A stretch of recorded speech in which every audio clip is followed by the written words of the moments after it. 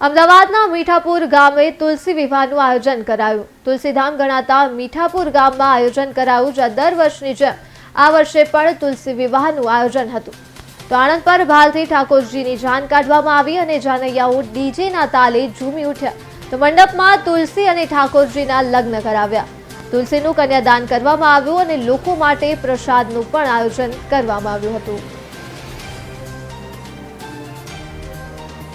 आज रोज कार्तक सुद 11 दिवसे गाम समस्त तुलसी विवाहનું आयोजन કરવામાં આવેલ છે, જેના સાનિધ્યમાં ગામ સમસ્ત અને ગામ સેવકો થઈને મોટો તુલસી વિવાહનું આયોજન કરેલ હતું। અને બાપુની હયાતી હતી ત્યારે બાપુએ 2010ની સાલમાં એમના મુખેથી અમે સાંભળેલું સેવકોએ કે મેં 101 તુલસી વિવાહ કરેલ છે।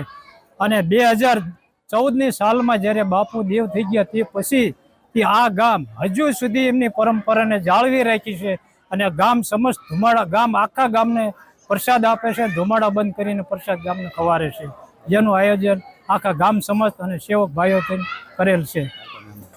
અને આવતા મહેમાનોને ગમે એટલો ગામ બહાર ગામથી માણસો આવે બધાને પ્રસાદ લેવડાવવામાં આવે છે।